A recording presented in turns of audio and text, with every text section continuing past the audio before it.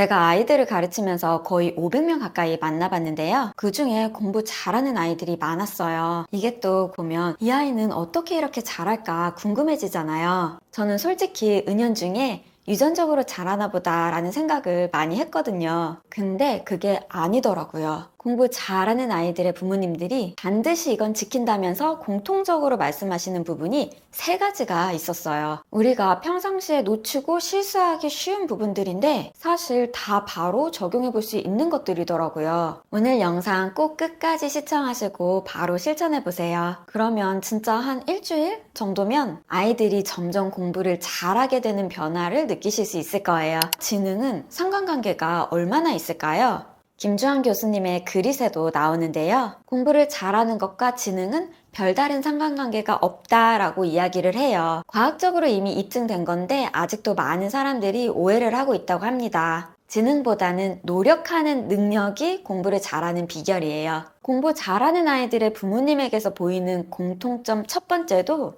바로 결과보다 과정을 중시한다는 거였어요. 아이들이 실패를 하더라도 할 수 있다고 격려를 해주시고 잘하는 경우에도 결과보다는 성장하는 과정에 대해서 칭찬을 해주시더라고요. 사실 우리 세대는 열심히 하는 게 중요한 게 아니라 잘하는 게 중요하다라는 말을 많이 들었던 것 같아요. 근데 결과를 중시하다 보면 공부에 대해서 즐거움을 느끼기 어렵고 외적 보상이 없으면 공부를 하지 않게 될 가능성이 높아요. 공부하는 척만 억지로 하게 되는 거죠. 나중에 성장해서 일도 그런 식으로 하게 될 수 있어요. 또 과도한 경쟁과 스트레스 때문에 실패에 대한 두려움이 커져서 장기적으로 부정적인 영향을 미치게 됩니다. 그런데 과정을 중시하면 아이들은 공부 자체에 흥미를 느끼고 내적 동기가 강화돼요. 또 실패를 하더라도 그걸 발판 삼아서 더 성장하는 기회로 받아들이는 회복 탄력성이 길러지고요. 자기주도 학습 능력과 문제 해결 능력까지도 향상됩니다. 이렇게 노력하는 능력,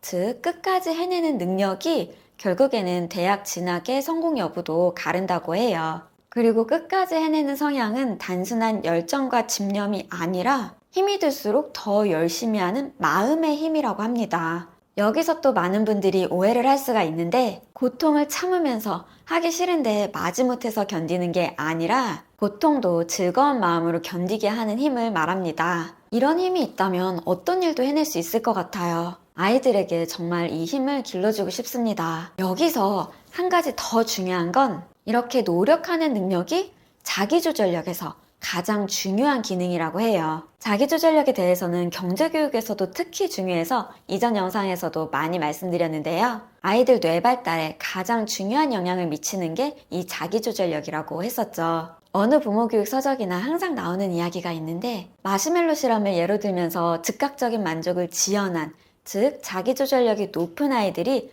학업 성취도도 높다는 결론이었죠. 이 만족 지연 능력을 경제교육을 통해서 효과적으로 길러줄 수 있어요. 가장 쉬운 예를 들어드리면 현재의 소비를 참고 미래를 위해서 저축하는 걸 알려주시는 것부터 시작하실 수 있어요. 우리가 흔히 부유한 가정일수록 학업 성취도가 높다고 생각을 많이 하죠. 그런데 경제적인 부분이 학업 성취도를 결정하는 건 아니라고 합니다. 경제적인 문제가 아니라 바로 스트레스가 원인이었어요. 부유한 가정의 아이들은 상대적으로 스트레스가 적은 환경에서 자라게 되고 빈민계층의 아이들은 스트레스 상황에 놓여져 있는 경우가 많죠. 스트레스가 아이의 학습 능력에 결정적인 장애가 되는 거예요. 그래서 경제적으로 어려운 환경에 있더라도 부모의 사랑과 존중으로 긍정적인 정서를 갖게 된 아이들은 공부를 잘하는 아이로 자라게 됩니다. 이게 바로 공부 잘하는 아이들 부모님들의 두 번째 특징이에요.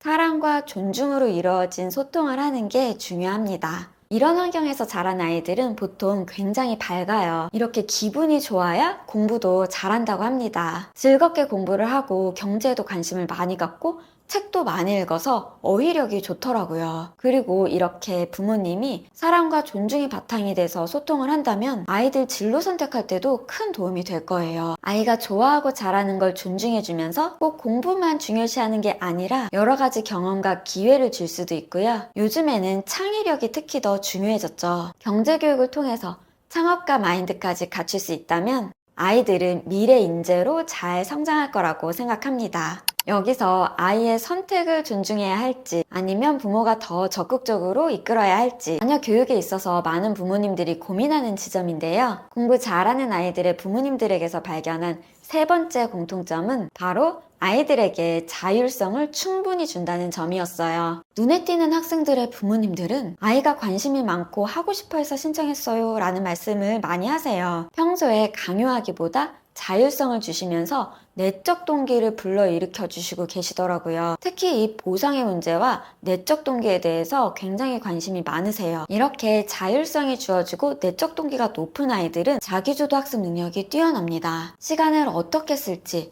어떤 공부를 할지 목표를 달성하기 위해서 스스로 계획을 세우고 실천할 줄 알아요. 초등학교 4학년 사회교과서에 합리적 선택이라는 경제 단원이 있어요. 돈, 시간 같은 자원은 인간의 욕망은 무한한 데 비해서 항상 부족하죠. 이 자원의 희소성 때문에 우리는 항상 선택을 하면서 살아갑니다. 그리고 어떤 선택을 하느냐에 따라서 삶이 많이 달라지죠. 합리적인 선택을 하고 의사결정을 정말 잘해야 돼요. 시간을 어떻게 보내야 할지 계획표도 잘 세워야 하고요. 용돈을 어떻게 사용하는지도 계획을 세울 줄 알아야 돼요. 이런 모든 활동들이 자기주도 학습 능력을 길러줍니다. 저는 개인적으로 어렸을 때 수학을 정말 좋아했어요. 새로운 문제를 푸는 게 즐거웠고 정답을 맞출 때까지 답을 보지 않았던 것 같아요. 계획 세우는 것도 좋아했고요. 그래서 지금도 자기 개발을 좋아하는 것 같아요. 하지만 저희 세대가 대부분 그렇듯이 공부를 강요받았기 때문에 저 같은 경우에는 시험 불안증이 심하고 인정 욕구도 강해요. 그래서 우리나라가 행복 지수가 낮은가? 라는 생각도 들고요. 그런데